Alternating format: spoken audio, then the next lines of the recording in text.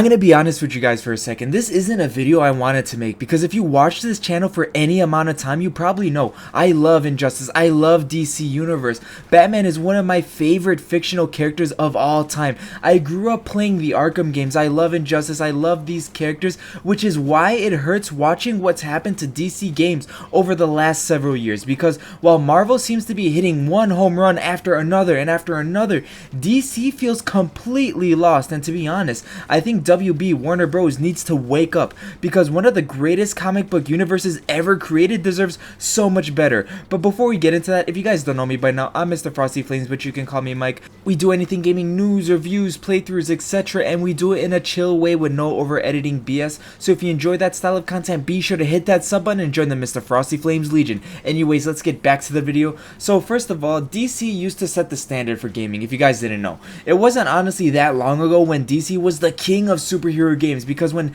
Batman Arkham Asylum first came out, that changed superhero games forever, and Arkham City somehow improved on it. Arkham Knight became one of the best looking games of its generation. You could look at Arkham Knight right now and play it, especially on any hard-hitting PCs, and they look as good as games nowadays, in fact even better. And then there was also Injustice. NetherRealm proved you can make an incredible fighting game with just DC characters because of Injustice and because of Mortal Kombat vs. DC Universe starting it all. And for years, if someone asked, okay, who makes better superhero games, Marvel or DC, the answer felt obvious, and it was DC. They were setting the standard, and that was about, 10 years ago, 5 years ago, whatever, right? Back then, really the only good Marvel games was what, like Marvel Ultimate Alliance. That game was good. I forgot all the other ones. I mean, they just weren't too memorable, excluding Lego games, but DC just set the standard. But what happened? If you fast forward to today, it looks completely different and the conversation has completely changed. Take a look at, say, Gotham Knights, for example. That launched to mixed reception. I swear, Gotham Knights came out and after like the first week, nobody was talking about it. Even Suicide Squad Kill the Justice League, that failed to meet expectations, and there was tons and tons of criticism aimed at its repetitive structure and just live service elements. I mean, just think about it. It's a Suicide Squad game made by Rocksteady, the legendary developers of the Arkham series. Like, how could they fumble this badly and this poorly? They turned the Suicide Squad into a looter shooter. Okay, look at these Suicide Squad characters. You have Harley Quinn, Deadshot, King Shark, Captain Boomerang, and they all use guns because they wanted to have like a looter shooter, guns element, whatever, and it just doesn't work. Okay, Deadshot and Harley Quinn, okay, they could probably use guns, but what about King Shark? His iconic powers are just like mauling people and eating people up. Captain Boomerang, he has a boomerang and you barely use his boomerang. King Shark uses like a minigun and Captain Boomerang uses a shotgun. It just doesn't fit, and I felt like it just didn't really capture that same energy and that same immersion that the Arkham games did. Even games like Multiverses, they had a huge launch, but they just struggled to maintain momentum before being, shut down. And do you guys remember that Wonder Woman game that was supposed to come out? That game was supposed to carry on the legacy of the Nemesis system from the Lord of the Rings Shadow games. That was legendary. And if you guys don't know what the Nemesis system is from the Shadow games, basically you could take any single NPC, any single fighter. In this case, it was orcs in the Shadow games because they were in the Lord of the Rings universe, and they would remember you. They would remember the player. If they defeated you, they would rank up and then become a captain. You could recruit them, and that could be any single NPC. They could get a name and stuff. I mean, it sounds kind of like but when you actually play it, it's really, really cool. And that would be so fun, doing that in Themyscira as Wonder Woman. And I've always been an advocate for Wonder Woman starring in her own video game because of how fun she would be. If you think about it, she has a ton of moves and a ton of assortments of weapons that she could have on her disposal to use against her enemies. I mean, the gameplay loop would be fun because you wouldn't just be doing the same thing over and over again. She has her lasso of truth, she has her invisible jet, she has her bracers, a sword and shield, a spear, anything from like ancient Greece. She has a bow and arrow, everything, man. She probably used anything in the comics that you could think of. Plus, you could rank her up and get more powerful and powerful, fight gods and stuff. I mean, she isn't a boring character. There's a reason why Wonder Woman is one of the faces of DC. She's cool, and it's a shame that they canceled her game. And aside from that, after all these years, we're still waiting for Injustice 3. I mean, MK1 came out, we thought it was going to be Injustice 3, and as a DC fan, that's frustrating because MK1 wasn't exactly the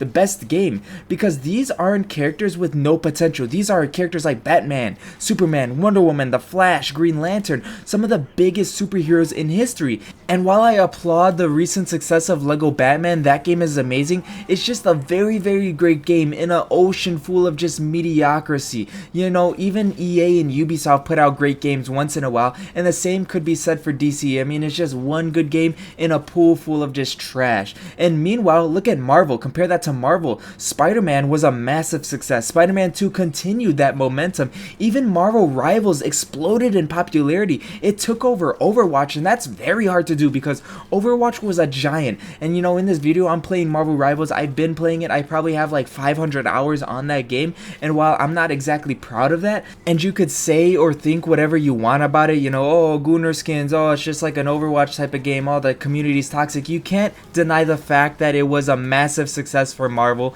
and it continued to push the brand. Even games like Marvel Tokon, for me, an FGC channel primarily, you know, I do other stuff, but mostly FGC. Marvel Tokon is already generating excitement amongst fighting game fans. A lot of fighting game fans from even Street Fighter, Tekken, Mortal Kombat, the FGC community is saying maybe this is probably the best fighting game of 2026. It's surpassing, you know, games like the Avatar Legends fighting game, games like Invincible Versus, etc. You know, and it's barely in its beta. Obviously, we don't know how it's going to be when it comes out, but people are saying that it's already great. Even games like Marvel Wolverine, it's one of the most anticipated superhero games coming out. And whether every game ends up being amazing, Marvel simply has momentum. There's excitement, there's confidence, people are looking forward to what's next. That's exactly how DC should feel, but it just doesn't. And DC's biggest problem is, I don't think it just has a character problem, I think it has a direction problem. It feels like Warner Bros. Keeps chasing trends instead of creating them.